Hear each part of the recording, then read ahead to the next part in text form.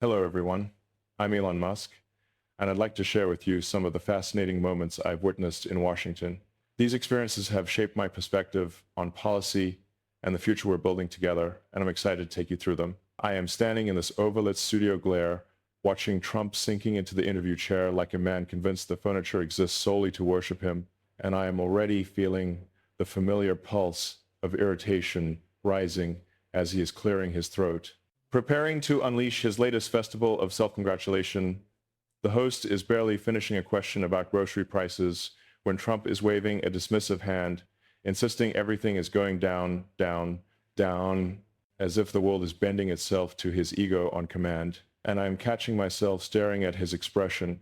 that strange fusion of entitlement and rehearsed certainty, while he steamrolls past basic reality with the confidence of someone who hasn't stepped inside a grocery store since the last time a handler tried to prove to him that bread is not, in fact, $20. I can practically taste the absurdity hanging in the air, thick and stale, because even here, with cameras rolling and facts sitting politely in the corner waiting to be acknowledged, he is insisting that Americans are wrong about their own wallets and that only he can see the secret truth that prices are magically falling. And I am thinking how spectacularly convenient it must be to live in a permanent hallucination curated by vanity. The host pushes back lightly, barely scratching the surface, and Trump is already pivoting to inflation, declaring Biden delivered the worst in history, which is laughable not just because the claim is false, but because he is saying it with a swagger that suggests he is unveiling some ancient prophecy rather than contradicting basic arithmetic. Watching him, I am becoming hyper-aware of the rhythm of his falsehoods, the way each one spills into the next like a river of nonsense that refuses to obey the laws of reason, and I am scanning his face for any glimmer that he knows he's manufacturing all of this, but I see only that familiar glazed confidence, the kind possessed by men who have never been meaningfully challenged in rooms where truth matters. He is leaning forward now, relishing his own performance, and as he rolls straight into the tariff fairy tale, claiming countries are paying instead of consumers, I feel the urge to laugh or maybe sigh, or maybe just walk out and let the man debate himself in an empty room, because at least then the rest of us wouldn't have to endure the spectacle of him insisting reality is optional. The host interjects again, politely, almost timidly, and Trump doubles down, because of course he does, because the performance only works if he never allows oxygen for doubt. And meanwhile, I am thinking of the millions watching, some shaking their heads, some shouting at their screens, all of them witnessing a man so committed to pretending he alone understands global economics that he is willing to contort the entire premise of cause and effect into a personal mythology. The studio air feels heavier, like we are all sinking slowly into the upholstered chairs as we wait for the next distortion, knowing it is coming, knowing he cannot resist. And when he pivots suddenly into the AI-powered data center saga, proudly claiming he invented the idea of pairing energy generation with computation, as if he just split the atom live on camera, I find myself blinking hard because the audacity is becoming almost cinematic, the kind of delusion usually reserved for fictional demagogues written by screenwriters who fear being too on the nose. Trump is beaming, satisfied, convinced he has just delivered a masterstroke, and the host is staring at him with the expression of someone mentally cross-checking their contract to confirm whether they are allowed to scream. I feel my jaw tightening as Trump keeps talking, flooding the room with this feverish stew of self-mythology, because every sentence is a reminder that he is not merely bending truth, he is pulverizing it into a fine powder and scattering it across the floor like confetti in his own parade. And I can sense the crew behind the cameras shifting slightly, the kind of subtle movement people make when they are trying not to react visibly to something absurd. The interview is still young, unbearably young, and already Trump is operating at full velocity, a man determined to rewrite the universe in real time. And I am bracing myself, knowing the lies are only accelerating, knowing we are moving into deeper waters where the distortions swell into something larger, more chaotic, more revealing. as the host prepares his next question and Trump inhales sharply, ready to plunge further. The next question barely leaves the host's mouth before Trump is off again, sliding into that inflated monologue about saving 25,000 American lives every time he points at a boat in the Caribbean. And I am frozen for a moment, watching the words spill out of him with a kind of reckless enthusiasm that would almost be impressive if it weren't so completely detached from anything resembling proportion or logic. He is speaking as if each fishing vessel or half-rusted cargo hauler drifting across blue water is some apocalyptic death machine, and he alone is the heroic sentinel keeping the nation from collapse. And I can feel a sharp irritation climbing the back of my throat because the earnestness on his face does not match the absurdity of the claim, a mismatch so large it practically vibrates in the air. The host looks startled, as if he momentarily suspects he misheard. But no, Trump presses on, eyes narrowed in that suspiciously theatrical way he uses when he wants to project deep seriousness, insisting again that every boat equals mass tragedy. And I find myself studying him like one might study a malfunctioning stage actor who refuses to acknowledge the script, watching his gestures grow sharper, more emphatic, as if volume and repetition can substitute for truth. The room is tense now, a quiet ripple moving through the crew, because everyone senses that we have entered that phase of the interview where Trump is chasing his own invented logic down a dark hallway, and no one knows where it leads,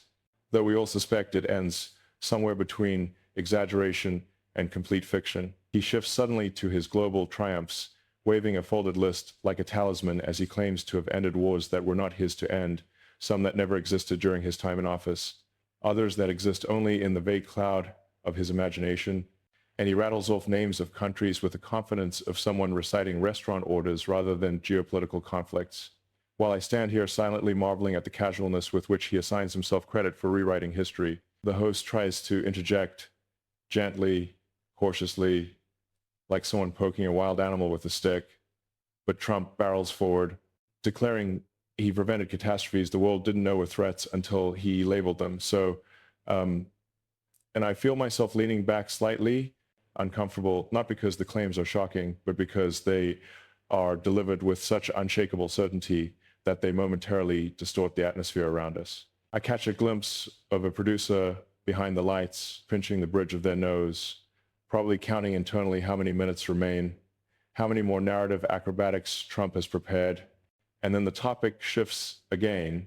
as abruptly as a bad cut in an amateur film, moving to Ukraine, and Biden supposedly throwing impossibly large sums of money into a furnace somewhere overseas, and Trump is listing numbers with the casual ease of someone spinning a roulette wheel, acting as though fiscal reality is a suggestion rather than a constraint. The host raises an eyebrow,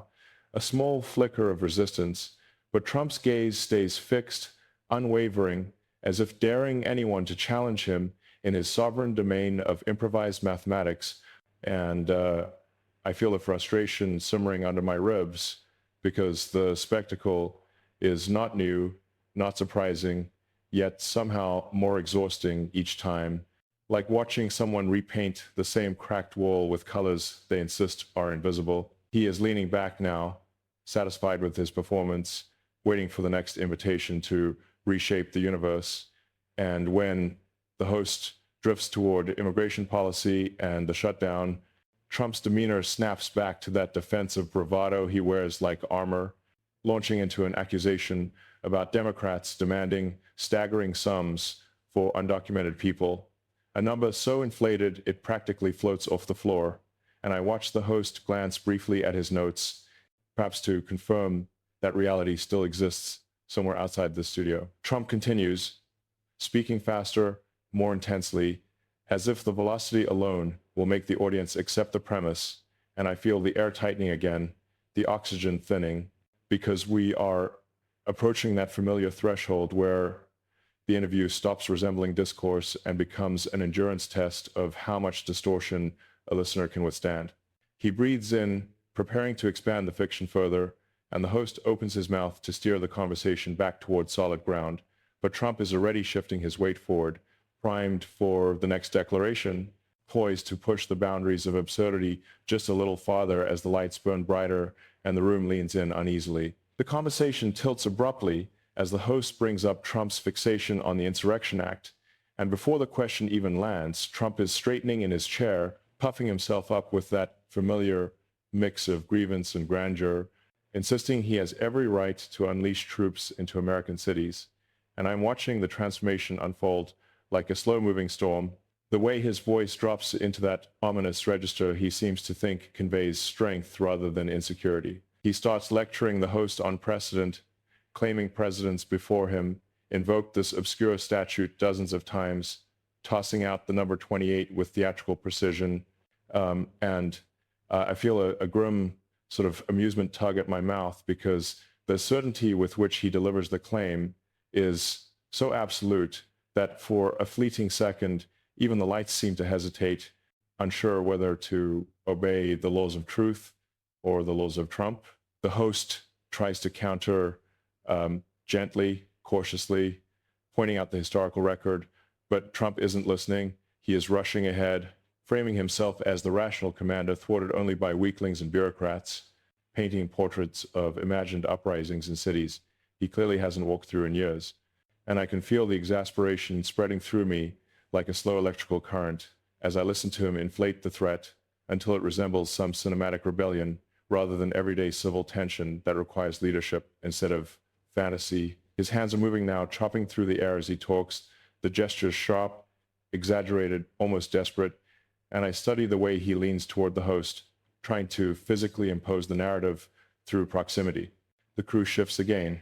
subtle but telling, techs adjusting cables as if to disguise their discomfort, a camera operator glancing downward, masking a reaction, and still Trump barrels on, pivoting seamlessly into a grievance about political enemies, denying with a straight face that he ever directed the Justice Department to target anyone, not in any way, shape, or form, he insists, repeating the phrase as if layering it will render it more credible. I watch him closely, the slight twitch at the corner of his mouth, the defensive stiffness settling into his shoulders, and I know he feels the pressure here, that sliver of vulnerability he tries so hard to bury under bluster, yet even that tension morphs quickly into bravado as he shrugs off the question with counterfeit innocence. The host presses. One of the rare moments he leans forward with real intent, but Trump brushes past it like a man pushing through a revolving door he believes should spin only for him, pivoting instead into some rambling justification about transparency and strength, and how he alone understands the real threats, tearing at the nation's fabric, a fabric he keeps tugging at even as he pretends to mend it.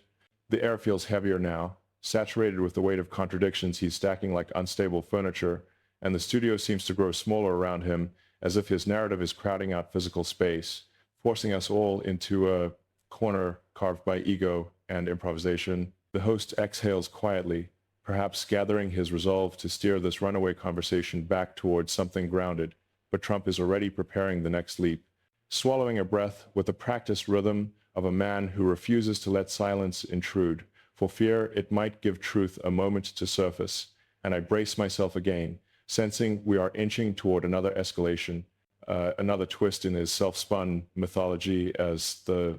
lights hum overhead,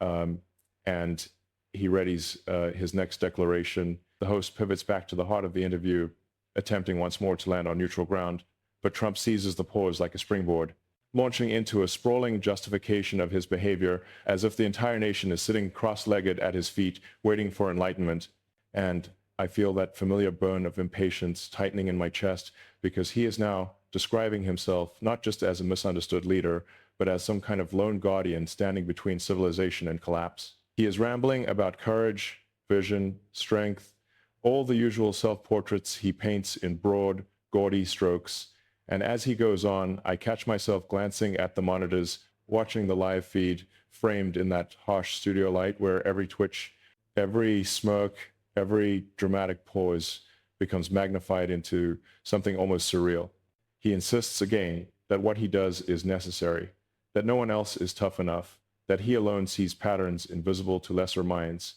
and the arrogance is so dense it seems to thicken the air, making it harder to breathe as he continues layering exaggeration atop exaggeration. The host tries to inject a dose of reality, raising a question about accountability, about whether endless distortions from a leader might corrode public trust, but Trump interrupts before the sentence forms fully, brushing aside the premise with a scoff, treating the idea of shared facts as if it were some quaint relic nobody actually uses anymore, something people bring out for show but never rely on. He leans back, eyes half-lidded, radiating that peculiar combination of boredom and defensiveness, the look he wears when someone approaches the thin seam between his projection and the truth, and I can feel irritation tightening across the room as he pivots yet again, bragging now about the sheer scale of what he believes he has accomplished, claiming victories no one can verify and authority no one granted, delivering each assertion with the exaggerated certainty of someone who has long since stopped questioning himself. A producer coughs softly behind me, maybe trying to dispel the tension, maybe out of disbelief. But Trump doesn't notice or doesn't care. He is already on to another sweeping claim about his unmatched instincts, insisting that he can read people instantly, that he knows when he's being lied to, even as he fires off his own distortions at a pace that defies respiration. The host attempts one more correction, gently pointing out an inconsistency, but Trump waves him off with a flick of his hand, a gesture that seems to say facts are merely optional footnotes in the gospel of his narrative, and I feel my patience thinning as he barrels forward, painting himself once again as the eternal victim of conspirators and critics, recounting grievances like a man polishing trophies. Every word feels like a stone tossed into a deep well, echoing longer than it should, distorting the air around us as he presses on with that relentless rhythm, insisting on his own infallibility while dismissing the very idea that evidence or history should carry weight. The lights overhead buzz faintly, almost like they're protesting the strain of illuminating this performance, and the host sits back in his chair for a moment, absorbing the barrage, preparing to push again against this wall of self-manufactured certainty. And I stand here watching Trump inhale sharply, shoulders rising, readying another extended riff shaped more by impulse than coherence as the room holds its breath. The host steadies himself and leans in again, trying to carve out one last stretch of solid ground in this interview that has been slipping steadily into Trump's improvisational fog. But Trump senses the shift and charges forward before the question even settles, flooding the room with another torrent of self-praise that seems engineered to drown out any hint of accountability. He is talking now about truth,